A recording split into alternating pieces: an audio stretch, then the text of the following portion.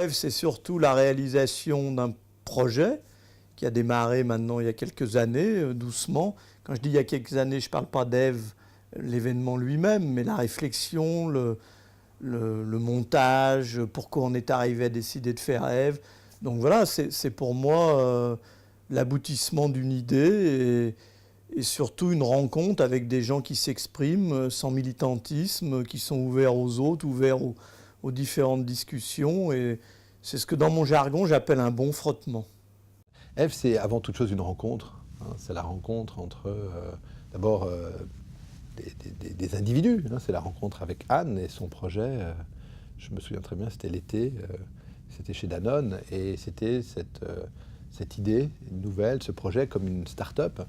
Et pour L'Oréal, c'était une opportunité formidable de prendre ce projet et de s'associer, j'allais dire, rapidement. Et c'était au-delà d'une rencontre d'individus, et c'était surtout une rencontre d'idées, c'est une vision partagée, hein, qui était de trouver un moyen de plus, de permettre à des gens de s'ouvrir, de se découvrir, de se rencontrer, d'aller l'un vers l'autre et de développer au total la confiance en soi que peuvent avoir en particulier des femmes en tant que leaders. Donc c'était pour nous une grande opportunité qui nous était amenée par quelqu'un qui avait déjà pensé et réfléchi à ce projet. Donc c'était tout simplement formidable de s'associer dès l'origine à ce projet.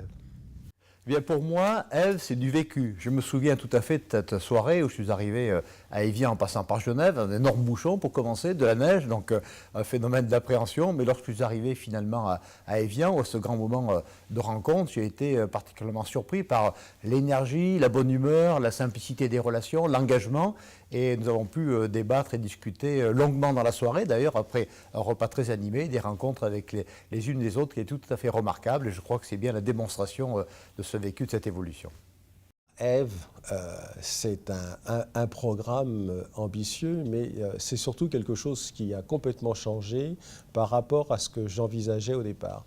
Ève, c'est devenu non seulement un forum, mais ça a permis aux participants, que ce soit les femmes ou que ce soit certains hommes, parce qu'il y en a eu aussi dès le départ, de penser les choses différemment.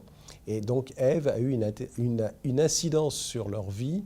Je pense que c'est plus qu'une formation, c'est un moment un peu exceptionnel qui est proposé à quelques personnes de très haut niveau, avec des intervenants de très haut niveau, avec le but d'échanger des expériences certainement, mais aussi beaucoup de s'ouvrir à des thèmes qui vont bien au-delà de cette question simplement du leadership féminin.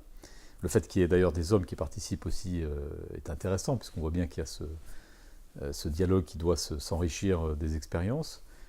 Moi, je pense que l'émergence, disons, des femmes dans les postes de responsabilité des entreprises, c'est un phénomène très important, un phénomène de fond, qui ne fait que démarrer, mais qui s'accélère. Et je pense que ça va changer assez profondément la perception aussi de l'autorité, du management dans les entreprises. J'aime bien le thème « oser être soi », parce que c'est bien ça, il ne s'agit pas de jouer un rôle ou de se mettre dans les habits d'une espèce de modèle qui viendrait de l'extérieur. C'est vraiment au contraire s'exprimer, exprimer ce qu'on a en soi, et apporter ce qu'on peut avoir de différent, de créatif. Ève, comme on dit, c'est oser être soi, mais c'est en fait une petite graine, mais tellement forte cette petite graine qu'elle aide tout le monde à pousser les murs. Par exemple, chez nous, SNCF, avec une participation de 20 personnes, puis maintenant de 30 personnes, on réussit à faire un réseau qui s'appelle SNCF au féminin, 1780 femmes et quelques hommes, qui sont un réseau à la fois d'entreprise, de business, et en même temps un réseau de solidarité. Et ce réseau-là, pour moi, comme chef d'entreprise, il est très important parce qu'il prend des initiatives, il contribue au service aux voyageurs ou aux chargeurs. Bref, c'est un véritable réseau utile aux activités de la SNCF. Je pense que l'exercice du leadership dans l'entreprise a profondément changé ces dernières années. Peut-être qu'on ne s'en est pas bien rendu compte encore. Il a profondément changé. Je pense qu'on est passé d'un modèle d'autorité un peu paternaliste ou patriarcal, y compris quand il est exercé par des femmes d'ailleurs, à quelque chose qui est plus complexe, qui est beaucoup fondé sur l'empathie, sur l'écoute, sur la générosité, sur l'exemplarité. Et cette tendance de fond, elle a été aussi peut-être mises en lumière ou révélées par des crises. Dans ce phénomène de fond, je pense que les femmes ont une contribution, un rôle important à apporter, à condition qu'elles soient elles-mêmes et qu'elles apportent aussi justement leur spécificité, leur différence, leur personnalité tout simplement. Moi, je suis toujours un peu réticent à considérer qu'il y a un modèle féminin ou un modèle masculin. Je crois que c'est plus complexe et plus mixte que ça. La première qualité pour moi, c'est la coopération. Aujourd'hui, on sait que beaucoup de progrès vont être faits par le transverse, par les synergies, par le travailler ensemble. Et le travailler ensemble, ça se travaille. Et puis la deuxième chose, c'est la gestion des changements. Aujourd'hui, le temps n'est plus où on disait simplement, ça tombe du haut, les transformations vont s'imposer. La gestion des transformations est un art complexe, sur une patte humaine qui est toujours plus compliquée. Mais pour réussir, il faut que les manageuses et les managers soient eux-mêmes capables d'évoluer, de se former et de se transformer. Et c'est cette relation entre un manager qui lui-même fait un travail sur sa façon de faire et puis des grands projets de changement, je crois que c'est là-dessus qu'on se donne les meilleures conditions de réussite. Les qualités requises pour être un leader sont pour moi d'abord la délégation, deuxièmement l'anticipation, et puis un phénomène qui est peut-être pas récent, mais qui prend de plus en plus d'importance, c'est de savoir être à l'écoute à la fois du monde interne, c'est-à-dire ce qui se passe à l'intérieur de l'entreprise, et du monde externe, donc tout ce qui tourne autour de l'entreprise, dans la société, et qui ont une interaction entre les deux qui me paraît évidente. Moi, je pense que plus que jamais, la grande qualité d'aujourd'hui, et Dieu sait qu'elle est difficile à obtenir, c'est d'être sincère. C'est de dire les choses telles qu'elles sont, de ne pas essayer ou de surpromettre ou de surraconter, ou au contraire d'inquiéter. Je pense que les gens ont vraiment besoin d'avoir face à eux des gens accessibles, des gens, j'allais dire, directs, des gens qui disent la vérité. Moi, je pense que la sincérité, c'est aujourd'hui la qualité, et c'est même d'ailleurs une vertu cardinale de quelqu'un qui prétend diriger les autres, les accompagner, les amener dans une direction. Moi, je pense que sans sincérité, il n'y a pas de modernité aujourd'hui. J'ai observé que les leaders sont toujours en mouvement, toujours attentifs à l'environnement, aux hommes, aux femmes de l'entreprise. Voilà, c'est ses préoccupations. Une fois que vous avez montré la voie et que vous tenez cette position, je crois qu'il faut animer les équipes, les prendre en compte.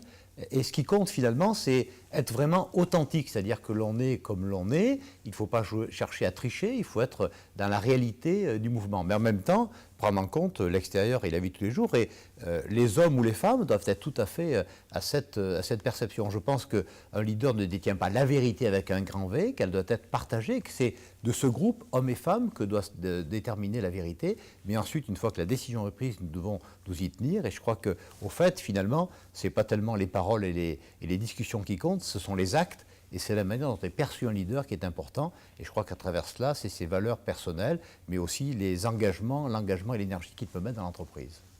Je réponds toujours de manière inéluctable, je dis il faut être libre.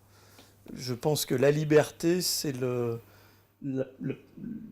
premier état d'âme qu'il faut avoir pour être un leader et pour pouvoir prendre des décisions soi-disant les plus intelligentes possibles. Ensuite, il faut aussi, mais ça, moi, ça relève presque de mon éducation. Je pense qu'un leader, c'est pas quelqu'un à qui on explique des choses et qui décide entre la solution A et la solution B. Un leader, c'est avant tout quelqu'un qui, quoi qu'on lui explique, quoi qu'on essaye de lui vendre, essaye toujours d'avoir un angle d'attaque différent. Autrement, il sert à rien. Je préfère la réalité au rêve tout de même si les rêves sont quelquefois agréables. Je crois que sur ce que nous souhaitons par rapport à Ève, c'est bien s'engager dans la réalité et vouloir avancer au sein du Crédit Agricole. Nous avons déjà des évolutions par rapport au nombre de femmes sur le conseil d'administration, des femmes dirigeantes dans les caisses régionales. Nous avons des femmes dirigeantes, bien sûr, à Crédit Agricole, mais nous souhaitons progresser encore et nous sommes fixés des objectifs assez précis pour 2015 pour que notre engagement vis-à-vis d'instances dirigeantes du Crédit Agricole soit plus importante. Voilà ce que je peux dire à toutes les femmes qui peuvent m'écouter aujourd'hui. Le rêve qu'on pourrait avoir pour 2015, c'est de pouvoir étendre ce projet, de pouvoir, et le projet qu'on a en commun avec entre autres Danone et avec Anne, c'est de pouvoir l'étendre en Asie en particulier. Hein, non pas parce que l'Asie, c'est l'avenir, la mode ou autre chose, tout simplement parce que je pense que ce projet mérite et permet d'être plus large, plus global. Et je pense en particulier qu'en Asie, l'équilibre des genres, la situation des femmes en tant que leaders n'est pas du même niveau que dans d'autres parties du monde, en particulier en Europe, hein, même si on a de leçons à donner à personne, parce qu'on peut également s'améliorer en Europe ou aux États-Unis.